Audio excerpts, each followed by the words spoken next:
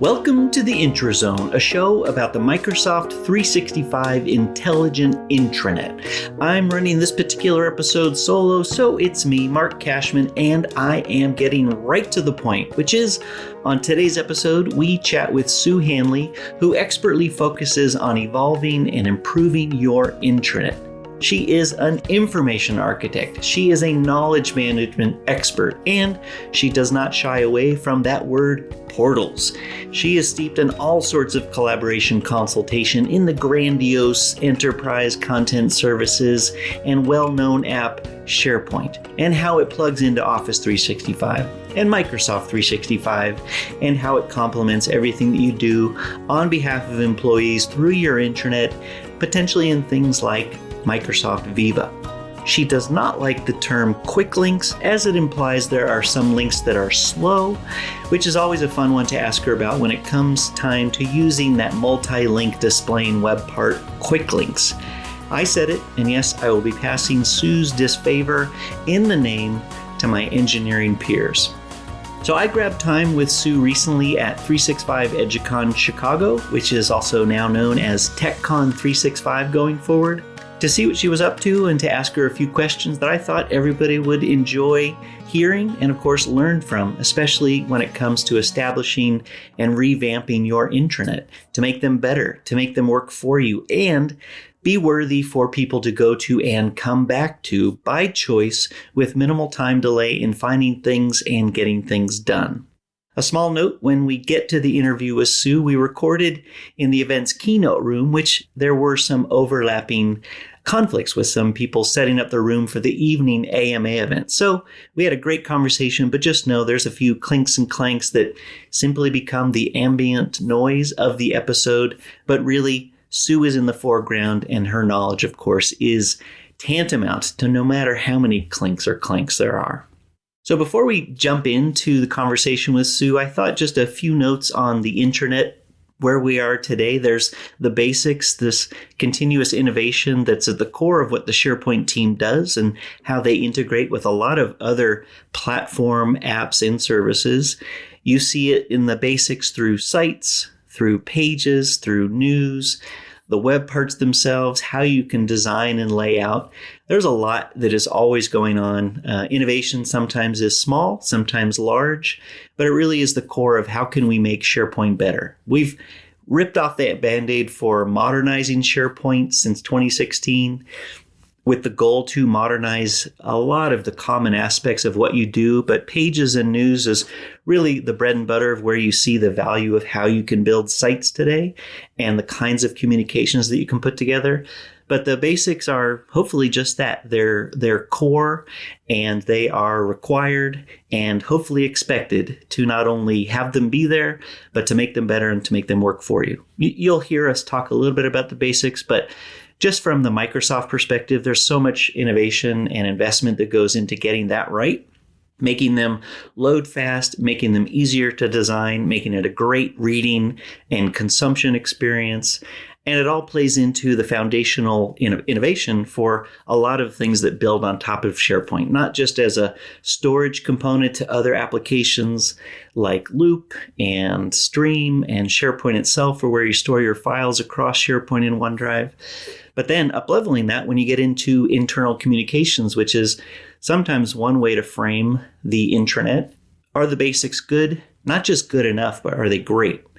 Which really then leads into this movement of the employee experience, whether it's an industry term or an acronym that you like these days, EXP. For Microsoft, we landed in the world of Microsoft Viva, and a lot of the Viva innovation has its foundational elements in or on SharePoint. The three that I always like to highlight as complementing your intranet if you're truly wanting to engage and push out information with the expectation that it's a two-way dialogue. There's that front-end portal. I'm also comfortable saying that word. I think it still lands a great for everyone context. But we have this Viva Connections, which is intended to be your intranet, at least your parent portal, your entryway inside of Microsoft Teams. And a lot of that is possible because of SharePoint, the home site, and then the value of connections and the wrapper that brings it into Teams. Alongside that is Viva Engage. That's really the two-way conversation, one to many in the context of communities. They could be driven by hierarchy. They could be driven by product or role. They could be driven by campaign and project. However it is that you organize or think about organizing, it's a real complement to when you want to get the word out on something that's structured communication. Having that unstructured or two-way dialogue is where Viva Engage comes into play, and it integrates great with SharePoint, always has since the investment in the acquisition of Yammer and further integration of Yammer Now Engage. The last one that is, I think, not only a great application that's coming about right now, which is Viva Amplify, but Viva Amplify squarely builds on the value of a SharePoint page. And then what do you do with it to distribute it with a lot less investment of your time to put it into as many eyeballs and hands as you can? But really, as a part of your communication strategy, Amplify, within the context of your intranet, gives you the tools to do that, to reach even further, or especially reach where everybody is already working. So a last thought, I just wrote down a note here to talk about the realities of today. There are more people that have Microsoft 365, and we don't take that lightly. That's a humbling, whether it's a number that you stare at or just the realities of some of these conversations that I think myself and I know Sue gets into a lot. Is it used to be, do I move to the cloud? It's no longer that discussion. Rather, how do I best establish my intranet, often potentially downstream from cleaning up and organizing your authentication mechanisms like Azure AD on-prem, moving that to what is now known as Entra ID in the cloud, getting Exchange and Outlook for email and calendaring all topped and tied, moving that to the cloud without missing a beat, Teams for meetings and the different elements of chat, and of course a lot more. Once you invest more in Teams, it's always there to give you more. But the realities of today is a lot of people are looking at, we have Microsoft 365, especially if they're talking to someone like Sue, who really focuses on a lot of the Microsoft stack and offering, and certainly comparing, what it is that you have, where you want to go, how you want to get there. But the reality of today is you probably have some level of investment in SharePoint. Whether you've moved your intranet to the cloud, whether you're thinking about expanding your intranet in the cloud, or you're just looking to get best practices of what you might do next, even if it is well mature on your way into not only being in the cloud, but taking full advantage of it. Any realm of conversation, even if it's a we're not yet in the cloud conversation, is really the bread and butter of getting time with Sue. And as you'll hear, it's all about how to think about your intranet, how to make it better, how to optimize using what you have and investing in the right things. Also known as Sue being your trusted advisor for all things intranet now and going forward. Sue is always a now and going forward. So without further delay, here is Sue Hanley recorded at the 365 EduCon, all about the intranet. All right, so we are here at 365 EduCon in Chicago, and we have with us Sue Hanley. Sue, I bet you've been busy. I know we're in the early couple of days of the conference, more to come. You're talking about intranet, and you're doing, this and that customer meetings, and you're spanning, probably still connected with your family in LA and New York. How are you doing, and what's new in Sue's world? I'm doing very well. Thank you for asking. I guess personally, the newest thing in my world is that 2 grandbabies born in March and April of this year. So I'm very excited about that. I think that makes 3, which makes lappability of 3 grandchildren a little hard. Good point. But 2 live on the West Coast, 1 lives on the East Coast. So nice. They will not even be together. They have not all met each other in person, and hopefully that will happen at Thanksgiving. And what about in work? I know you're here at the conference, but what else is happening? Yeah, so work has been just incredibly busy. I'm probably busier than I've ever been before. And I've been getting an opportunity to work with clients of all different sizes to help them work on intranets. And as you might imagine, I totally love what I do. So it's really fun. So I've been very lucky, I think. I have a lot of great opportunities coming up and really cool projects. Good. So, well, I'm going to take the opportunity. You said the word busy. I'm just going to also, just for our audience that's listening, we're in a room that's getting set up for an event later. But the ambiance of the event is what you'll hear a little bit of. But So focused on you're busy and how you might translate that as knowledge that we can share during this episode. Your area of expertise is certainly information architecture, and I know that lands squarely with how people should think about and roll out their intranet and grow over time as features are released and all that good stuff. So I was hoping that that's our scope of conversation.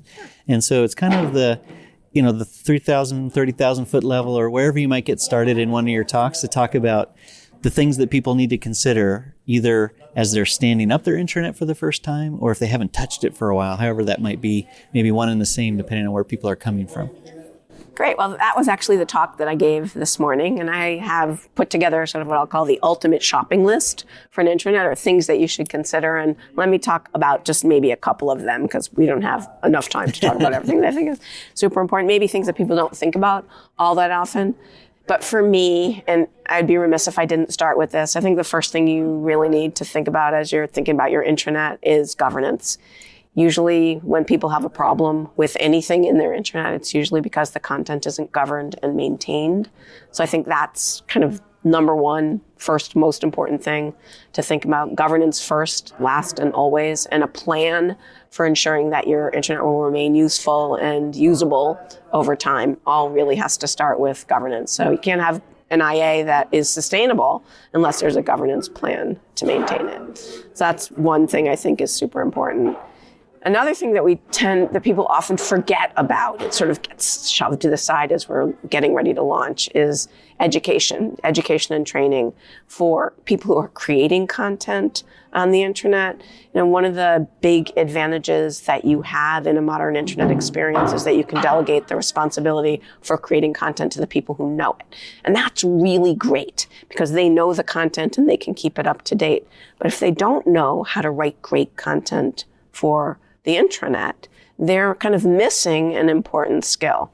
And I'm very excited about things that are sort of in the future for how to help people write better content. Like, I can't wait for the page designer for SharePoint, where you can, get that capability like you have in PowerPoint to take your content and make it better. But still, what I'm afraid will happen is now we're going to have beautiful, crappy content instead of just crappy content. Yeah, easy to write doesn't always mean fun to read or worth reading. And so we need to give people the tools to know how to write more effectively to get your content read when it's being read online. And I think if that's something, forgetting that makes it really hard to have a successful intranet. So education for content producers, giving them some tips and tricks, like things like write the punchline up front instead of saving the summary to the end. Great web content has the summary up front, and then all the supporting content follows the main event. You're an advocate for taking the TLDR approach? Yeah. Push the punch up at the top, and then if you want to know the details or what's behind it, keep reading. I usually call that writing upside down. And when I talk about that in slides, I show a picture of somebody upside down in front of their desk. It doesn't mean that you're upside down. Would have been appropriate for Halloween. You could have had Count Dracula hanging upside down. Oh, that would have been really cool. Yeah, really cool. So I think we need to think about how are we going to educate content producers, give them some tools in their toolkit. And because this is so important to me, not only tools about writing better, but also about writing for accessibility. So I never want to see an image that doesn't have alt text. We need to educate people about that so that they know what that means and how important that is. And then this is the soapbox I'm on for all things related to online content. If you're going to have ancillary content and have a hyperlink, the hyperlink never goes under the word here. The hyperlink goes under the destination where you're going, the name of the content, not the word here. And so I think we need to make sure people know those rules. I mean, sometimes people are like, oh my God, of course that makes sense. I didn't know that. So education for content producers and even for content consumers, teaching people great search skills will give them a skill that's important in life.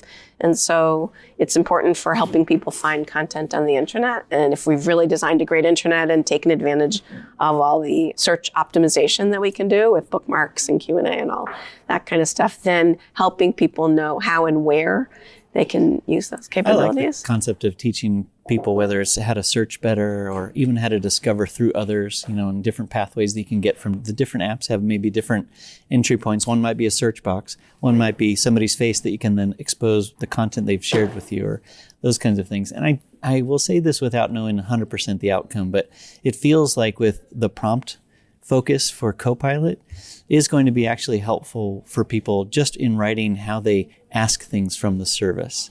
In Copilot, it'll be more natural language, but there's still going to be patterns and ways of doing things that I think will be skills that everybody learns. And maybe it'll be a little push that maybe some of what you were describing from a consumer perspective. Well, I do think it's another area that we're going to have to think about education, because prompt engineering is not necessarily something that we're all natively aware of how to do. And I know that you've tried it, and I've seen you do demos, and I've done things on my own, and I realize that a lot about what you get out is how you craft the question, and figuring out how to help people do better at that will make those tools even more effective for them. And I guess the third thing that I was going to mention, I think that is important to think about, is having a communication strategy. You know, there's a lot of overlap in these tools that you guys provide for us, and there's a lot of different ways to send a message or have a conversation, and helping people, having a strategy to say, okay, in our organization, here's the scenarios or the applications that we want to use for this type of message with this type of audience, if this is what you want people to be able to do with the message. And it's not about choosing just one necessarily, but sort of figuring out if this is what we're trying to accomplish. Here's the tool that is best fit for this message and this audience. Yeah, it's interesting when you start to scope it down to the intranet and a lot of what you've been describing as communicators or communication. It even scopes it further in terms of what to use when. And there are overlap in multiple tools and whatnot. But, you know, even scoping it down, you need to have that clear discussion with whoever's going to be using these tools.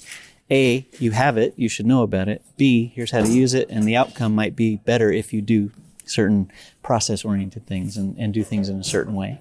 So I kind of have two different questions. One might be more in the tips and tricks, you know, after they kind of get this rule set and principles of intranet, you know, maybe there's don't forget these couple of things.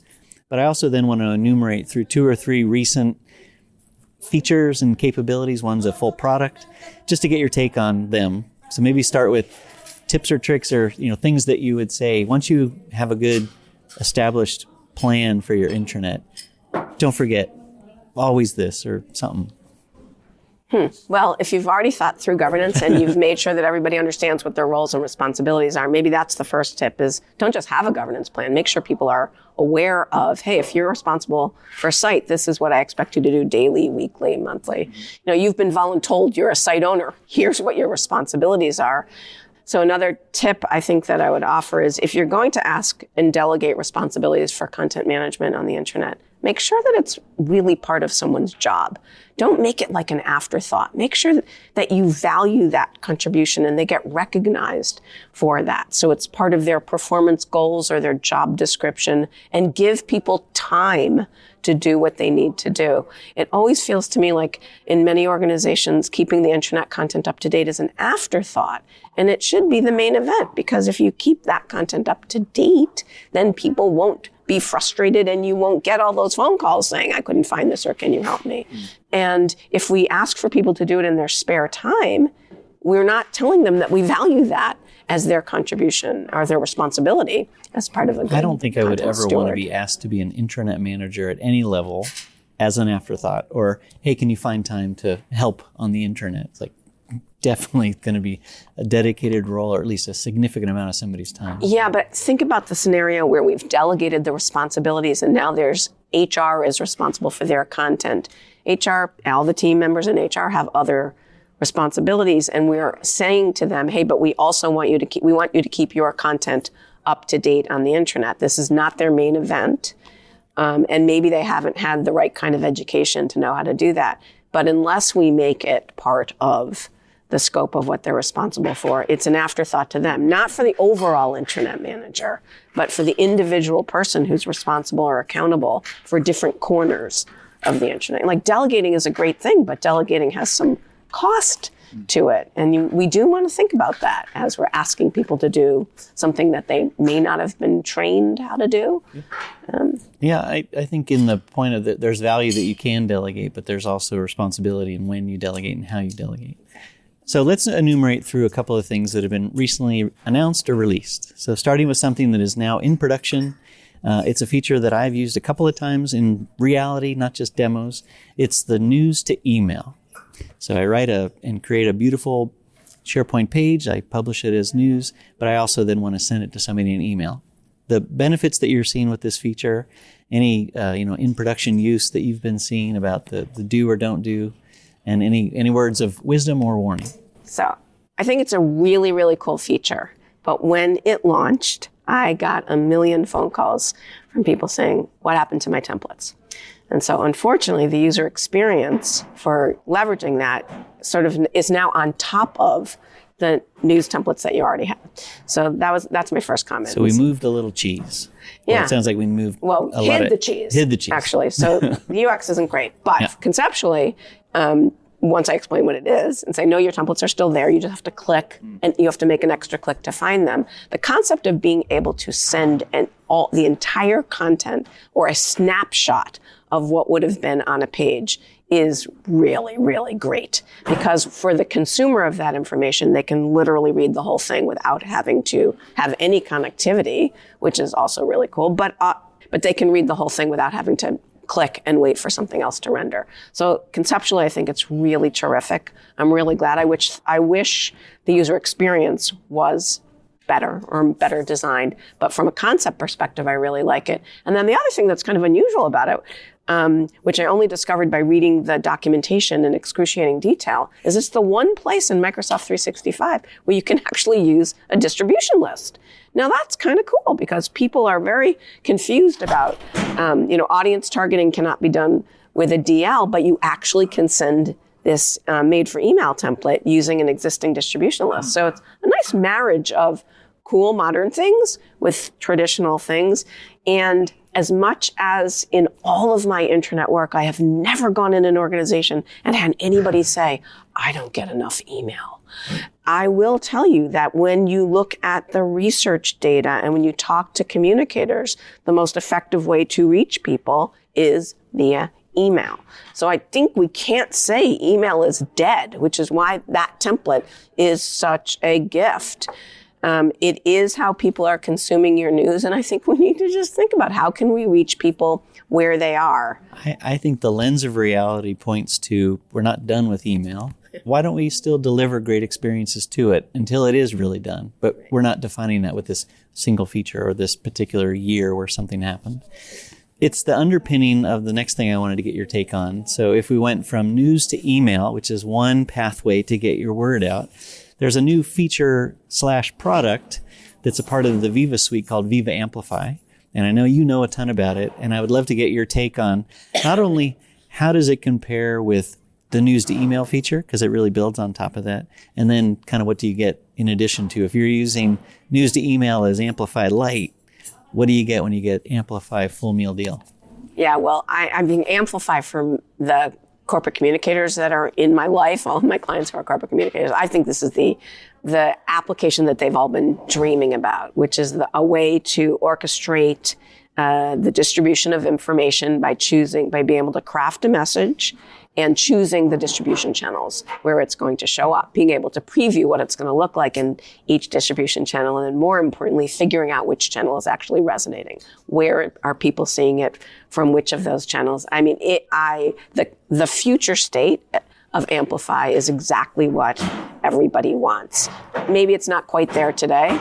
I wish it launched with Viva Engage as a distribution channel, but I know it's coming. It's a fast follow. Right, yeah. So I've heard those words before. But anyways, I'm super excited about that. And then what I have heard the comms people in my life ask for is, gosh, the next thing we'd really like it to do is, can we use that to post also to LinkedIn or to that application known as X or whatever we call it now. Mm-hmm. So when you think about this, I mean, from a corporate comms perspective, it's really conceptually, this is exactly what comms professionals have been asking for.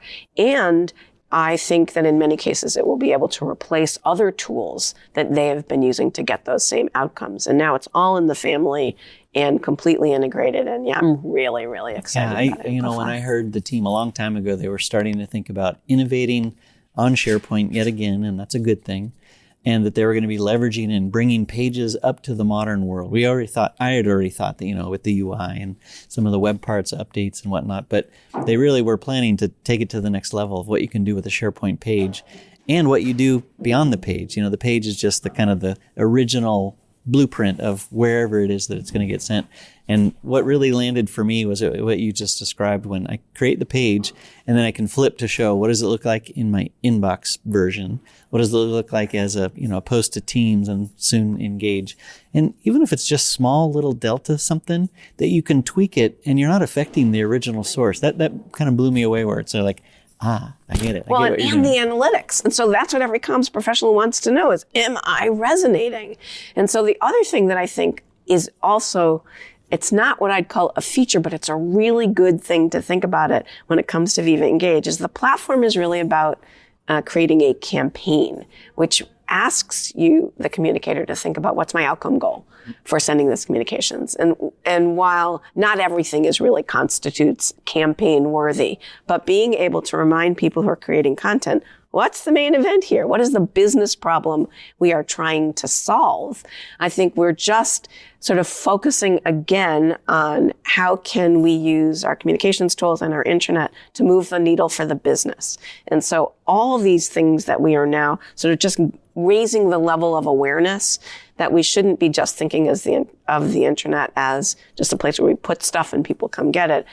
We really want to think of it as a place where we are amplifying, if you will, the culture and the information and the getting work done and contributing to the business outcome goals. I want to attribute it, at least for me, and I think it just puts a little bit of a spotlight on it for our customers and partners as well. It's just the notion of the value of Viva holistically. I know we kind of bundle it in certain ways, and there are lots of different apps that do a number of different things, not all certainly focused on just communication, but it is that there is the notion in Viva around well-being, culture, obviously communications. The communication bundle kind of makes sense to me from, hearing from you talk about the intranet. And it really just up-levels the fact that the employee experience, which leverages the term in the industry, but it really is the experience of the employee we're trying to better and reach them where they are, speak their language, make it less of a hurdle or a hunt to find things. And I also took me a little bit over time to kind of see the real value of Viva beyond a single app, no matter how they're bundled. It's just that it takes and moves away from what was the static intranet and leans in on, the how actually are you doing and how easier can we make what it is that you're trying to accomplish. Right. And from an intranet perspective, I think what Viva does for me is it should remind everyone how important it is to bring everybody together to talk about the experience for the employee. The employee shouldn't have to care or know which department manages travel, for example. They should know that the experience they want is, I need to book travel, I need to fill out an expense report, I need to know what hotels are in our remit, like what ones are we allowed to book. So one of my favorite thing, the gift, I think, of one of the many gifts of Viva is the reminder that the employee should be at the center of the experience, and that all the people who want to talk to the employee should be talking to each other first, so that employee they shouldn't have to know that HR does this and comms does this and IT does that. They need to get something done, and it should be easy for them to do that. Yeah, I agree. The last specific thing that I wanted to ask you about was the evolution of Stream, which for you, I want to more kind of break it apart in the context of just the use of video and where people are putting video, hopefully the features and tools that we're delivering make that a little bit easier. But just if somebody's thinking about their intranet and trying to make it a better place for people to come and get things done and consume a little bit easier, how are you seeing the role of video when people either plan the intranet or are actually in a run state? Videos, I think, are emerging in all of my clients, but not too prominent everywhere. So there are some organizations that are really leaning in to more communications via video. And oh my God, what a gift to actually store those videos in SharePoint. So you can manage them with metadata and security and all the kind of things that you need to do on content. Video is just another type of file that we can use to reach people. And so for the organizations that are leaning in, best possible thing in the world for me is that we're not putting them in some other alternate place. So I think that's super important. Not every organization has leaned in to video, but as we make it more easier to create video and to do lightweight editing, on video. I think the talk that you guys gave this morning about Clipchamp was really fun. And I think, again, it can be very intimidating for some people, and then other people are like totally into it. And so I love the idea that we have another form to communicate, because for me, I write a lot, but it's so painful for me to write, but I got no problem talking. You might have noticed that. So I think we're just creating more opportunities for people to communicate in different ways, and telling a story where you can use your gestures and smile, and people can sort of see a little bit about you. I just think it makes everything more human. Yeah. And the barrier to entry is getting easier and better. You don't have to necessarily be a videographer. And it also is just, I think, more and more meeting people with where they're at. If we're having a one-on-one chat and for some reason I miss you, just like you said, it would be easier to send me a little video note. And you can do that in a Teams chat or in a Viva Engage post, a storyline. You can easily kind of get the webcam open up and, record what you want to do.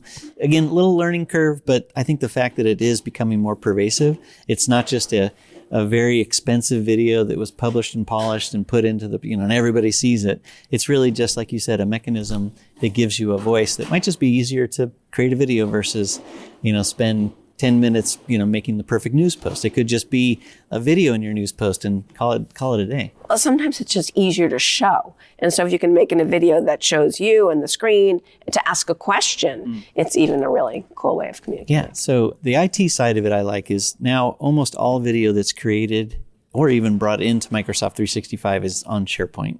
And I'm not trying to claim that as anything for this particular episode, but I love that Stream is on SharePoint. Anytime you record in Teams, a Teams meeting, an ad hoc, one-to-one chat, things you do Engage, it's the same from where is it being stored perspective. The benefit is hopefully a really great experience to play it back and share it with others and all of that. Yeah, I think one of the things that's been for my clients who have been using Stream for a long time, getting them to think of Stream as not a destination, but I try to make the analogy, I don't even know if this is going to fly, but I say, Stream is to video the way PowerPoint is to presentation. And so Stream is the service that allows you to play and do all the really cool things, like add chapters and all that stuff. But the content itself, your presentations live in SharePoint. So video is just a file. Stream is what lets you do all those cool things about it, but it isn't the destination. It's the experience. Mm-hmm. So my last question before maybe learning a little bit more about Hannah, Benji, and Nora and the amazing grandmother that they have. Now our audience knows that if they didn't know that before. Not to steal any of your IP for your workshops or your presentations, but if I could just pretend you just are finishing up your session or your workshop and you're wrapping up, what's that kind of before the elevator door closes information that you say that it resonates with everybody? They've learned a little bit about what we've talked about. And even if you repeat some of the things that you maybe started your workshop with, what's the door closes? Hold on, you should know, one more thing before you go, before I don't see you until the next conference. Well, I guess there's one easy thing, and that is teach people about good file naming practices. No dates and file names, so that you can have the next version of a file and the links won't break. If you have to put a date in a file name, it's 4-digit year, 2-digit month, 2-digit day, and it should be at the front and at the back so things can sort.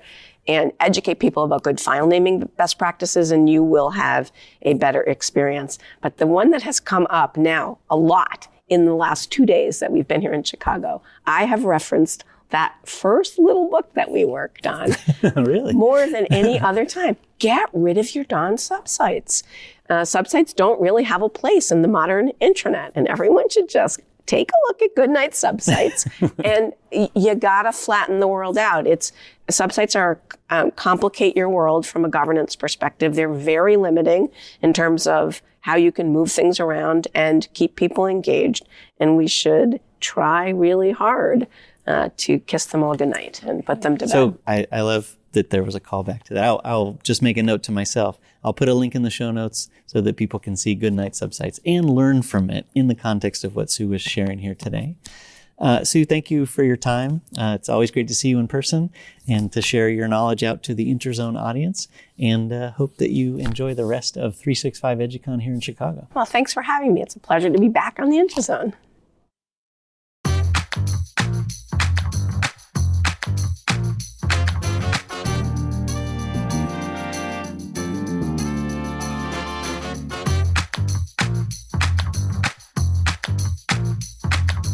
I hope you felt as warm and comforted by the choices that you'll make going forward about your intranet, knowing that Sue gave you a lot of tips and tricks and things to think about, things to at least review and consider, and to think about how it is that your intranet will grow and evolve, whether you're thinking of a tactical scenario or broadly speaking about a larger chunk of project, which is to better organize your intranet for the betterment of how people engage with it, how much easier it is to use, and how much more value it brings to your business or businesses, because we know that an intranet never serves just one business. So I appreciate grabbing time with Sue, and I know already, I don't even have to say I hope, I know you got a ton of value out of hearing what she has to say, which may lead to believe that you will see her at an event. Not only talk to Sue at an event, but let us talk about events that are on the horizon in 2024. The first one that I have note to make here is Collab Days Bremen. This is February 9th through the 10th near Hamburg in Germany. This is a free 2-day event for everyone interested in topics like you just heard across Microsoft 365, beyond the intranet, the Power Platform, Dynamics, and Azure. And they do offer a paid workshop day on Friday. That's Collab Days Bremen, February 9th through the 10th. Just a little bit down the road, Teams Nation 2024. This is on February 21st, and it starts at 9 in the morning until about 7:30 at night. That's the CET time zone, so it may be a little oriented around what's going on in the EU, but towards the end of the day, if you're in the States, you'll catch things live. Of course, everything gets recorded and is made available shortly after. It's all focused on Microsoft Teams, things that integrate with Teams, and there's already a great lineup of speakers that is posted if you check out the link in the blog or the show notes. Next up, February 24th is Collab Days Calgary. This, of course, is just a little to the north and a hair east from where I'm sitting, but it's really great to see some of the energy in Canada. I went to the Vancouver Collab Days, a user group in Vancouver, and it's nice to know that their neighbors just a little bit to the east in Calgary are putting on a great Collab Days, which, similar to the Bremen one, focuses across the Microsoft products and offerings with a lot of great local experts there to train, to listen, and encourage what it is that you might want to do, especially if you have a question. Always a great time to go to a Collab Days near you to get those questions answered. Now, cutting into March 26th through the 28th in Las Vegas, Nevada, is the first Microsoft Fabric Community Conference. So think about all things data, Microsoft Fabric. You're going to have pretty much anybody on site if you need to ask anything about not only Fabric itself, but Power BI, SQL, the role of how you get to Fabric, how you best take advantage of it as your broader way to think about data and alignment across your company. But I think it's a great first offering. March 26th to the 28th in Vegas. Pretty easy to get to. If you've got Fabric on the mind and your clothes just can't wait to get Microsoft Fabric embedded in them, then that's the conference for you. In April 3rd through the 5th in San Antonio, Texas, is the AIM conference. My co-host Chris McNulty and his cohorts will be there. It's always a great show around content management, content AI. There'll be a lot of what we're sharing more information around SharePoint Premium and things that used to be under the Syntex brand. There's a lot, obviously, to learn in that space, and it's always a great time. The AIM event is really a thought leadership style conference. If you want to get ahead, see where things are going, and again, meet with experts to ask your questions. Next up in April 9th to 11th, in Dallas, Texas, so not too far away from San Antonio, Texas, is the North American Cloud and Collaboration Summit, the NACS, as you may know from its former days when it was in Branson, Missouri, still hosted and managed by our friend Mark Rackley. But what's interesting about this show, not only is it a great place to get engaged with experts and learn about Microsoft technology, but it is the only community-led event that covers technologies from multiple cloud vendors, including Microsoft. But also there will be information, topics, and experts around Salesforce, Amazon, and Google.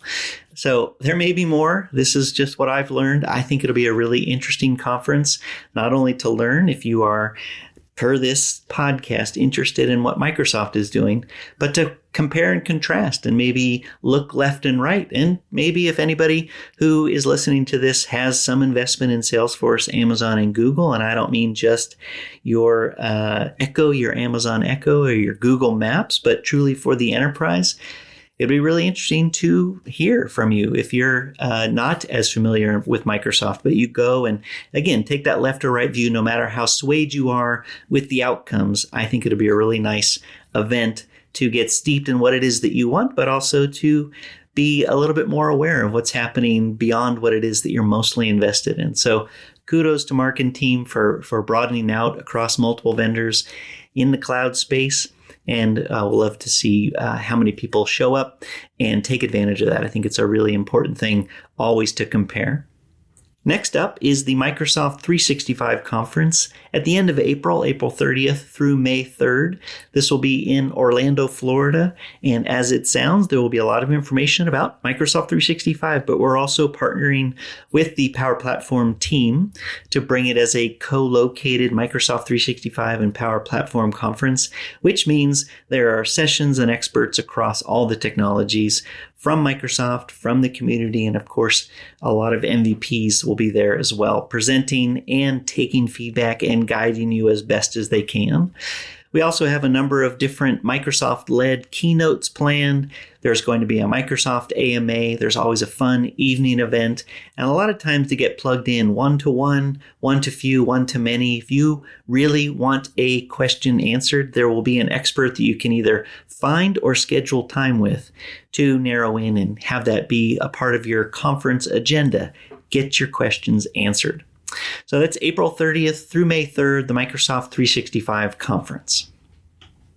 Next is a SharePoint intranet festival. This is online, and this is one of those things that is a little bit more focused on customer voices. There'll be a little bit of what's new for SharePoint. We're planning to have a session with the intranet/SharePoint team here to provide insight into what's new, but the rest of it is really focused on how are people leveraging SharePoint, specifically from the customer voice.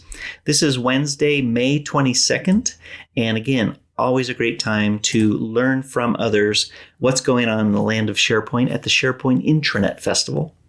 May 14th through the 16th in Wiesbaden, Germany is the European Collaboration Summit.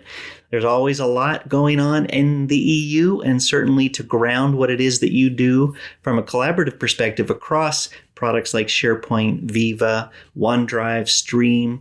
There's a lot of content around the Power Platform, and always good for developers and IT pros across the board. It's a really nice event, really nicely managed, a really nice size for you to meet with and really plan out a full set of days of training, learning, and sharing. The last event that I want to throw out is in June 3rd through the 7th. This is TechCon 365 Seattle, similar to the one where I chatted with Sue in Chicago, coming back to Seattle under the new name TechCon 365. It's always a great event because we can pull a few more folks from Microsoft in because it's just 35 minutes away from the main part of campus here in Redmond, Washington. But it's also just a great event if you're in the Seattle area or the Pacific Northwest, coming from Canada, coming up from Oregon, maybe over from Idaho. It's really great to be able to draw people in and have a regionally based conference like that. And it just so happens that it's really close to the Microsoft Redmond campus. So it can have just that little bit of additional expertise and a little bit of more involvement from Microsoft itself. That's what we have for the glimpse into 2024 for events. There's always really nice website called communitydays.org to see other events that I may not have caught on to, or as they get posted, always check in to see if there's an event next to you. And for the ongoing conversation, there's always the way to discover this show and others that Microsoft and the community publishes. Specific to Microsoft podcasts, you can always go to aka.ms/Microsoft/podcasts. I want to thank our guest, Sue Hanley, for being on the show and for sharing all things intranet, and most importantly, for being the most wonderful grandmother to Hannah, Benji, and Nora. There's a really nice balance of work and life. You can ask Sue pretty much anything about the intranet and pretty much anything about being a grandmother. You'll get equal energy in both those style questions with Sue. We encourage you to check out our show page for links to all of what was discussed today and more. Just go to aka.ms/theinterzone. And you can send us your questions and feedback for the SharePoint teams or anything intranet specific to this episode, and we will digest it and provide our feedback as best as we can. You can reach us via email at theintrazone@microsoft.com or chase us down on Twitter at SharePoint, at Susan Hanley, at M. Cashman, and at C. McNulty 2000. Remember to rate, review, and tell all your friends about the show. Follow the show wherever you get your favorite tech podcasts. And next time you're at an event, if you see Sue Hanley, give her a shout out from the Intrazone. Thank you for listening. I'm your host, Mark Cashman. This has been The Intrazone, a show about the Microsoft 365 Sue Enhanced Intelligent Intranet.